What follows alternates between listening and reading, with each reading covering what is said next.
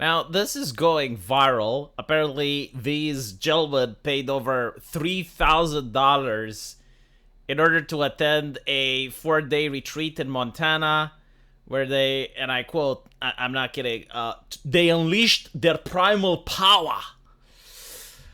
And they took responsibilities for their lives and rekindled the connection with their true self. And people are divided on this.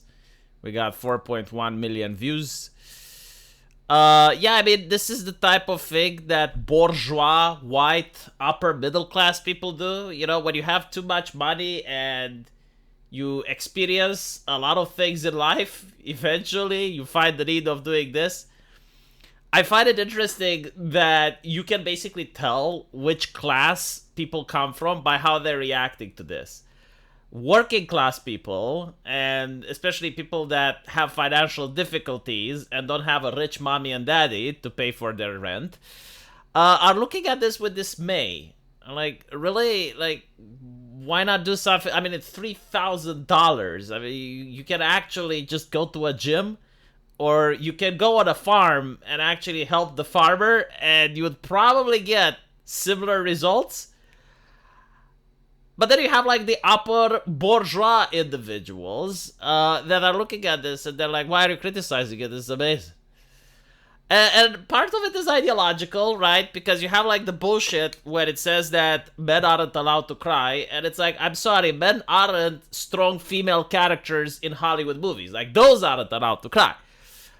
Men are just different. Like, when they cry, society attacks them. Like, when Jordan Peterson cries, he gets attacked. When Kyle Rittenhouse cries, he gets attacked. When Kavanaugh cries, he gets attacked. When Hassan Piker cries, you get to notice a pattern. So, like, men know how to keep it bottled up. But we have our ways to cope, which don't require people to spend $3,000. Like, for instance, this is when I feel like this, I just play video games, right? I go online, I say a couple of slurs and a couple of gamer words, and then I feel great. So like, that's my release valve. Unfortunately, society is plotting desperately to take away my release valve, probably trying to push me into the arms of these individuals for the price of $3,000. I will tell you something that I've noticed, by the way. Usually people think that being poor makes you depressed, and I don't think that is true. I think being rich makes you depressed. I think, like, when you're poor, your brain is struggling to figure out how to deal with issues. It's like, okay, you don't have enough money to put food on the table, but you have a starving wife and kids. What do you do? And your brain is like constantly focused trying to figure out solutions. But when you're rich and you can do literally anything, right? Like, you go to the supermarket and you don't even check the prices on the labels, and you just like take whatever you want. It's like, oh, I want these sweets and I want this and I feel like eating that. And you just like put it in the basket without even checking how much you're paying, and then you just find out when you go with the credit card. Like, people like that, you know, their brain doesn't focus on how to solve problems. So like, the brain goes like, all right, well, if I have nothing better to do, let's bring up the traumas. Let's open up the box with the childhood shit. Let's focus on the traumatic events of your life. And that's when these people get depressed, right? So it's why a lot of upper middle class people are some of the most depressed motherfuckers on earth. And in the United States, usually they go to a psychologist and they put them on drugs or shit. But I guess like this is a second alternative. So no matter how cringe this is, I would say that at least they're going out in nature.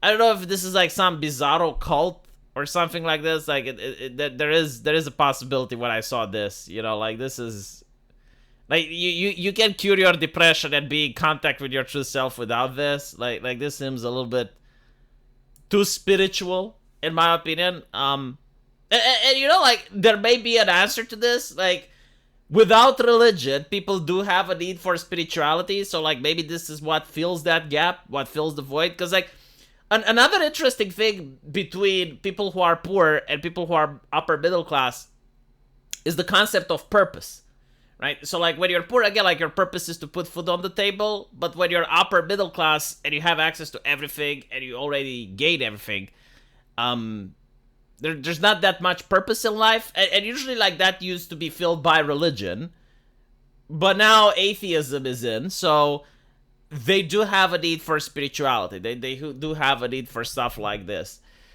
and I think like when they see other people mocking them and making fun of it, because again, this viral stuff got made fun of a lot, they react annoyed because it's like two different worlds. Like the lower class just doesn't understand what this is, and these people don't understand why everyone else is making fun of them and why they consider it to be cringe when they can consider it to be spiritual, enlightening, and whatever, like all of these buzzwords and bullshit. Like seriously, like your great grandfather, do you think they needed to let go of the pain and embrace their true power and all of this other nonsense of like getting into connection with their true selves and making all these grimaces and stuff? No. This is unironically like what I'm seeing is like a modern version of the tele-evangelicals. Where you have like the guy with the jacket and he's hitting the crowd and all people from the crowd, they fall backwards. It's literally this. But it's a modern version of this, right? Like this is what you get in 2024, and that's what grandma used to get on TV. But there's not that much difference. Oh my goodness, yeah, he's got the man bun, doesn't he? I see, yeah. It's interesting. Isn't that common in the United States? I never seen a man walking like he's some sort of samurai. It just doesn't happen here. But like I see it all the time on television, especially in California, yeah. Yeah, so my assessment of it, I mean, is their money. If they want to do it, that's fine. $3,000 is a bargain. Like, take into account that there were these bourgeois white women that would spend around $2,500 in order to have a dinner event with these black diversity ladies.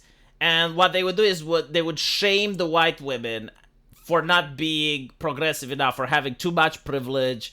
And again, like, you're paying for that. Like, you're literally inviting people, and the actual food wasn't included on the price, right? So you're inviting people to this luxurious dinner so that they can lecture you about what a piece of shit colonizer you are, what a bigot you are, how sinful you are, and what exactly do you need to do, and how you need to dedicate your life for the social justice cause. And they would do this. And I would say that is actually a waste of money. This, at least you have people going into nature and crying, I guess, rather than going to the gym. But it is what it is. Let me know what you guys think, though. And as usual, I'll see you in the comment section. Take care.